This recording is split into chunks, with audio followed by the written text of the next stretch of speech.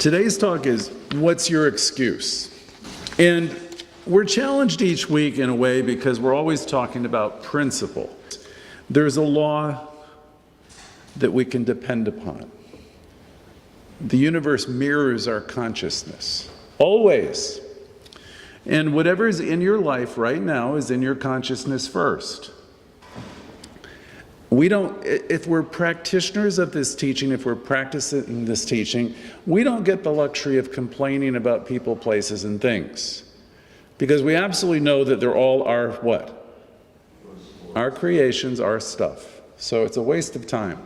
And you won't really get a lot of people to, we will listen because we are kind, right?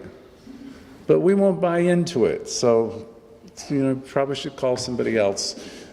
Okay? We are supportive because we care, but we're not buying into that. We absolutely know that you have everything you need. You always have. So if that's the case, which it is the case, what happened? What's your excuse?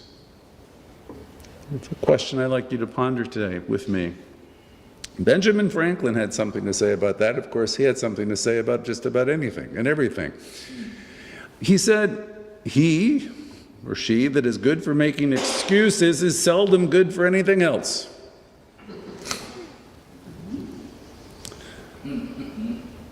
I remember 39 years ago, what finally got me into a 12-step program was where I could no longer count on myself to do what I said I was going to do. That was always important to me.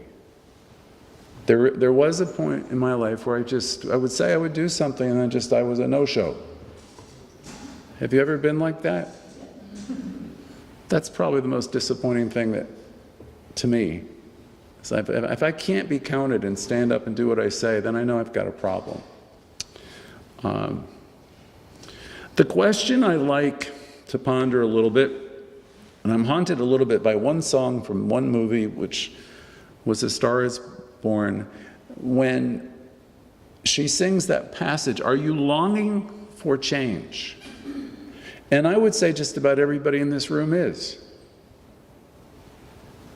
You're far from the shallow now. You're in the deep end. But many of you will run from a place like this. Because we really are telling you it's always going to be about who? Self. If you're looking for salvation, you got to go down the street someplace. The salvation that you'll achieve here comes through your own consciousness. By the renewing of your mind, the renewal of your mind, the willingness to see things differently, the willing to live and learn, the willingness to stretch and grow and get out of your stories. That's the only thing that keeps anybody back. So are you longing for change? Who and what is stopping you? What's the excuse for inaction? What's the excuse for procrastination? You really have to work at staying stuck, by the way. Do you know what I mean by that? There is this thing in you called spirit that is guiding you and wooing you, and it's also making you very uncomfortable when you don't listen to it. You can call it restless discontent. I don't know how it works for all of you. I presume it's something similar to how it works for me. And nobody has to punish you because you're punishing yourself well enough.